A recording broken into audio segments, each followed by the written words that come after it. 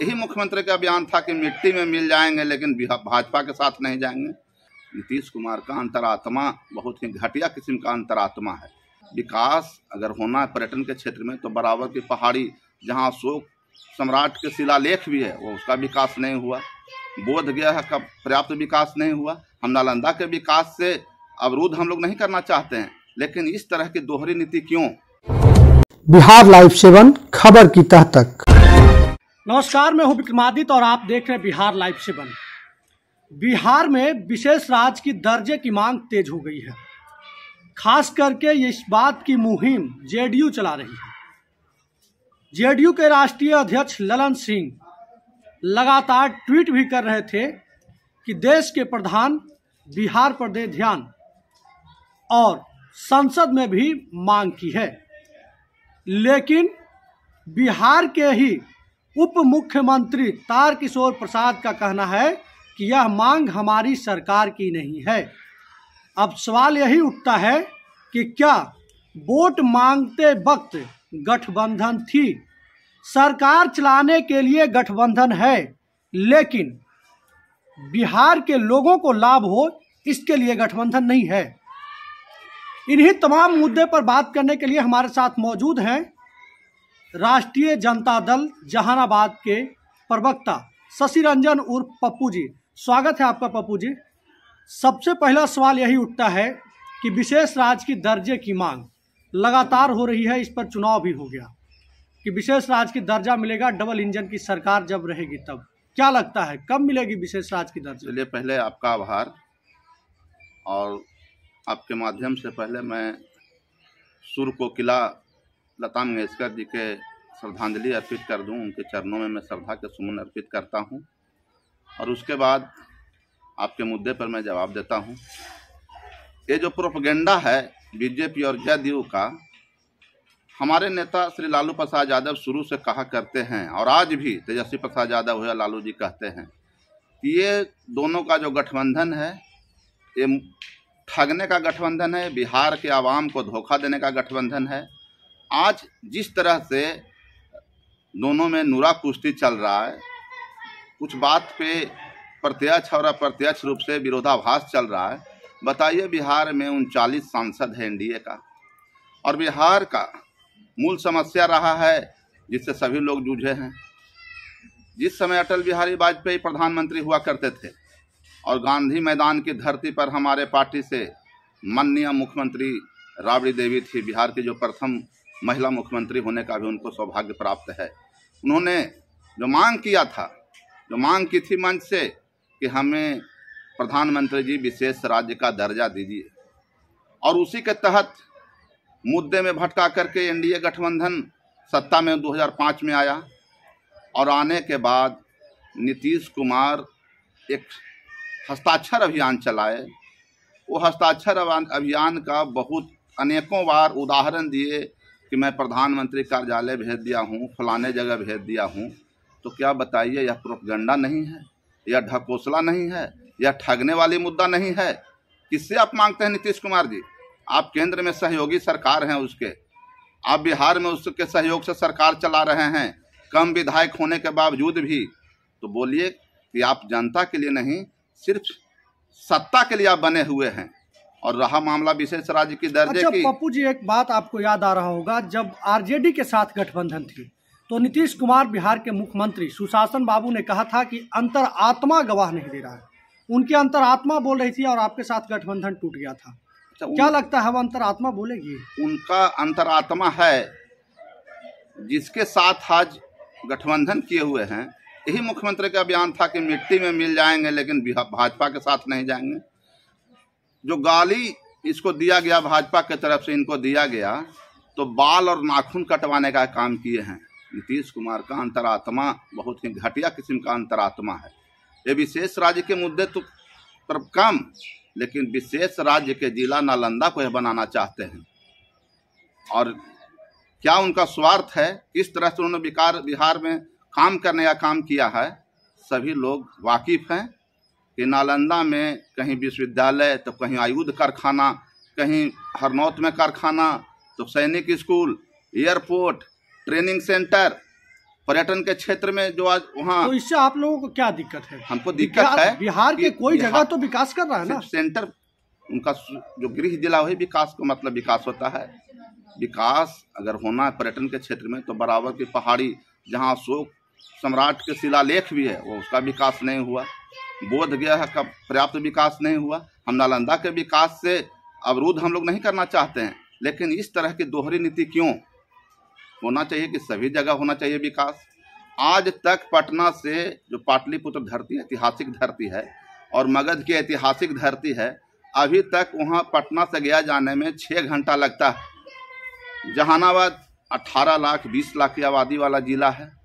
बताइए यहाँ के अस्पताल में अभी तक CT स्कैन की सुविधा नहीं है, डिजिटल एक्सरे की सुविधा नहीं है। भगवान न करे किसी के साथ धोखा हो, हल्का भी किसी को चोट लगता है तो सिर्फ रेफर कर दिया जाता है और डायलिसिस की सुविधा नहीं है। एम्बुलेंस में जाते जाते काफी लोगों की मौत हो जाती है। आपका जो हालात है पटना पहुंचने में, जो जाम के हालत है, जो जिस तरह से NHI की जर्जर स्थिति, जर्जर हालत है सड़क की स्थिति। हाँ, पता किसानों को मुआवजा देने में जो भूमि अधिग्रहण में अनियमितता करते हैं, तो इनका विकास में बेईमानी है। इनको कुछ क्या जानते हैं, क्या चेहरा देख के विकास करते हैं, किसी खास लोगों की आबादी देख के विकास करते हैं। कहीं न कहीं इनकी दोहरी नीति रहती है, जिससे बिहार विकास में अवरुद्ध है, शिक्षा में अवरुद्ध है, स्वास्थ्य में अवरुद्ध है, कृषि क्षेत्र में अवरुद्ध है। पप्पू जी, आपको क्या लगता है कि नीतीश कुमार की अंतरात्मा इसलिए भी नहीं बोल रही है क्योंकि तीसरे नंबर की पार्टी होने के बावजूद मुख्यमंत्री हैं? जनमत पे तो इनको बिहार की जनता तिरस्कार कर दिया है, नकार दिया है। सत्ता के लोभी हैं और इनके पास स्वाभिमान नहीं है, इसलिए कुर्सी पर बैठे हुए हैं। अगर स्वाभिमान रहता नीतीश कुमार में तो जिस तरह से इनको भाजपा बेइज्जती किया है, ये नहीं रहते। आज गिड़गिड़ा रहे हैं, अपना मुद्दा बनाना चाह रहे हैं विशेष राज्य के दर्जा। अगर आप सत्ता में मतलब आप क्या कहना चाहते हैं कि मुद्दा बना के ये फिर से करवट लेना चाह रहे हैं? सरकार करवट नहीं, अब इनके साथ हम लोगों को मुख्यमंत्री के मसले पर नहीं जाना है। नीतीश कुमार के साथ हमारे नेता साहब बोले, तेजस्वी प्रसाद यादव और लालू प्रसाद यादव का वचन जो है, कर्म और वचन एक होता है। कह दिए कि न जाएंगे तो न जाएंगे, और इनके साथ हम लोग गए थे सामाजिक न्याय के धरती को मजबूत करने के लिए। लेकिन उन दिनों जो इनका हालात रहा, जिस तरह से इन्होंने जनमानस के साथ, हम लोग तो अपना वचन निभाए थे, हमारी पार्टी वचन निभाई कि हम बड़ी पार्टी रहने के बाद भी नीतीश को मुख्यमंत्री बनाएंगे। लेकिन जो इनका कार्यकलाप रहा वो हम लोग भी उससे खीन रहते थे, विरोध होता था। तो इनको विरोध करने वाला नहीं चाहिए, इनको भाजपा जैसा गठबंधन चाहिए कि किसी तरह से इसको मुख्यमंत्री बना के रखे।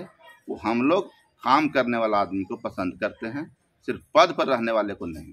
अच्छा, आपको क्या लगता है जहानाबाद में जिस तरीके से जाम की समस्या हो रही है, नाली का जो है मतलब जगह जगह पे जाम है, क्या लगता है कि यहाँ इंफ्रास्ट्रक्चर में बहुत, निर्माण में बहुत अच्छा घोटाला लोग करते हैं, कमीशन खोरी के सरकार है। अगर बताइए कोई भी प्राकलन जो शहर में अगर उठा के देखा जाए तो सिर्फ नीतीश कुमार के कार्यकाल में आज करोड़ों रुपया साफ सफाई पर, निर्माण पे खर्च हुआ है। तो उसका जो क्वालिटी मेंटेन होता है, उसका लाइफ होता है कि हम अगर मेंटेन करें तो इसका इतना दिन लाइफ होता है। तो कहीं ना कहीं संसाधन में चोरी हुआ है, तो निर्माण भी होता है और 6 महीने के बाद टूट भी जाता है। तो शहर में एक प्राकलन के तहत, एक मास्टर प्लान के तहत कोई भी विकास का योजना नहीं बना है। उसी का परिणाम है कि जाम, नाली बहते रहना, लोगों को गंदी बस्ती में माने जीना, लाचारी बस जीना। साफ सफाई किसको नहीं पसंद है, लेकिन जिस तरह से जो बनावट, जबकि जहानाबाद शहर 2 नदियों के संगम पर बसा हुआ है, अगर इसका सही से मास्टर प्लान के तहत निर्माण कर दिया जाए एक बार, और क्वालिटी के साथ, ईमानदारी के साथ निर्माण कर दिया जाए, तो जहानाबाद बहुत ही प्रफुल्लित हो जाए और बहुत ही सुंदर शहर के रूप में यह बिहार में जाना। क्या इसके जिम्मेवार आप नहीं हैं? क्योंकि जहानाबाद की जनता ने आपके गठबंधन को, या फिर यूँ कहे कि आपके तीनों विधायक जो हैं आपके विधायक हैं, फिर भी इस मुद्दे को आप लोग नहीं उठा पाते हैं, आप लोग बात को नहीं रख पाते हैं। यहाँ किससे शिकायत है? यहाँ तो आपके विधायक हैं। हम बताते हैं कि जो पुल का निर्माण चल रहा है अभी, ये हमारे लोग मांगे, बहुत सारे राजद के वर्कर, वर्तमान विधायक, पूर्व विधायक एजेंडा दिए, बन भी रहा है। हम इसको जहानाबाद जिला प्रशासन के बधाई देते हैं। लेकिन इस पुल के बनाने में क्या राशि का अभाव नहीं हुआ है? राशि के अभाव के चलते हुआ पुल का काम बंद नहीं रहा है। तो ये तो सरकार देता है, सरकार को लक्ष्य निर्धारित करके पैसा आवंटन करना होता है। हम लोग मुद्दा उठाते हैं, हमारे विधायक लोग बात रखते हैं, लेकिन जिस तरह से 16 सालों से सारी मांग को मैंने पूर्ति इसलिए नहीं कर पाता है कि राजद के लोग मांगे हैं, उसको इस सरकार को विकास से नहीं, किसी तरह सत्ता बरकरार रहे, सिर्फ इससे मतलब है।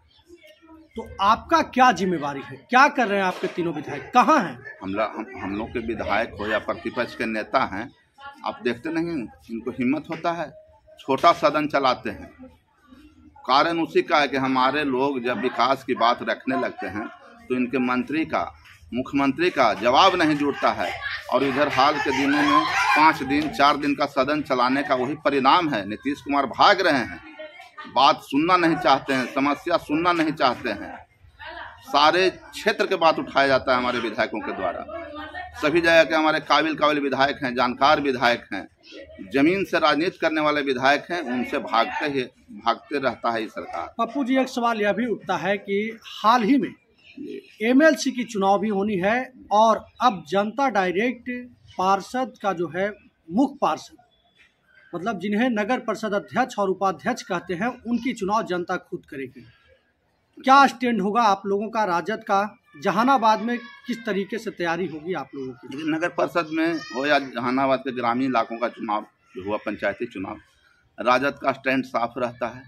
हम लोग विकास की बात पे लड़ते हैं, दलीय आधार पे होता नहीं है। प्रत्येक दल से 2, 4, 5 उम्मीदवार रहते हैं।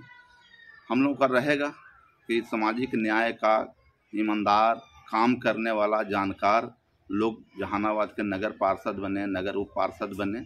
और पूर्व के दिनों में भी गठन में जो वार्ड के द्वारा भी गठन होता था, उसमें भी हमारे लोग जो जीते हुए रहते थे, हमेशा सकारात्मक और सामाजिक न्याय के लोगों को, गरीबों के सुनने वाले लोगों को चयन करके काबिज करवाए हैं नगर परिषद में चेयरमैन के पद पे भी और वाइस चेयरमैन के पद पे भी। तो एजेंडा रहेगा, फिर हम लोग नया लड़ाई लड़ेंगे, अच्छे लोगों का चयन होगा। एमएलसी चुनाव में क्या तैयारी चल रहा है आप लोगों का? एमएलसी तो अधिकृत चलता है, इसमें भी सिंबल नहीं चलता है। तो इस बार तो पंचायत का चुनाव में राष्ट्रीय जनता दल और महागठबंधन के समर्थक, आप लोग भी जानते हैं, प्रेस वाले हैं, कि गांव-गांव में हम लोगों को सकारात्मक रूप में गांव ग्रामीण लोग लिए हैं, मुखिया ज़्यादा बनाए हैं, वार्ड बनाए हैं, जिला पार्षद बनाए हैं। तो हमारे उम्मीदवार जो रिंकू यादव हुए, उनकी जीत भारी बहुमत से होगी और 24 के 24 प्राधिकार सीट में हमारे पार्टी अकेले चुनाव लड़ रही है और सभी सीटों पर दमखम के साथ जीत कर आएगी। क्या लगता है मुकेश सहनी की नाराजगी है, जीतनराम मांझी की नाराजगी, उन लोगों को हिलाने की कोशिश की जाएगी? मुद्दा पर तो हमारे नेता रहते हैं, उन मुद्दे पे अगर साहनी साहब, मांझी साहब आना चाहेंगे तो हमेशा स्वीकार रहता है हमारे नेताजी का। लेकिन शर्त के तहत हमारे नेता सत्ता के लिए समझौता नहीं करते हैं। जो उनका सामाजिक न्याय का लड़ाई रहा है, 90 से देख रहे हैं, उससे पहले भी सांसद और विधायक रहे। अनेकों बार इनको झूठे आरोप में फंसाया गया, छापा मराया गया, लेकिन कभी अपने मुद्दे से विचलित नहीं हुए, अपने सिद्धांत से विचलित नहीं हुए, कर्म से विचलित नहीं हुए। तो मुद्दे के साथ हमारे नेता किन्हीं के साथ गठबंधन कर सकते हैं, शर्त के साथ नहीं। चलिए, बहुत बहुत धन्यवाद, आप समय निकाले। तो ये हमारे साथ शशि रंजन उर्फ पप्पू यादव थे, राष्ट्रीय जनता दल जहानाबाद के प्रवक्ता हैं।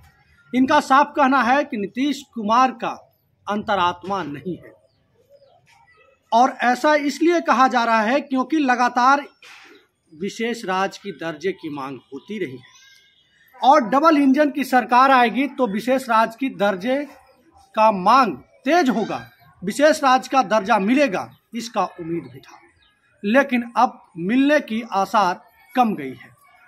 बहरहाल देखना होगा कि नीतीश कुमार जो कि बिहार में सुशासन की सरकार वाली सरकार की दावा करते हैं, उनका बीजेपी केंद्र सरकार कितना सुनती है। बहरहाल अभी के लिए बस इतना ही। लगातार खबरों के साथ बने रहने के लिए देखते रहें बिहार लाइव 7। नमस्कार, धन्यवाद।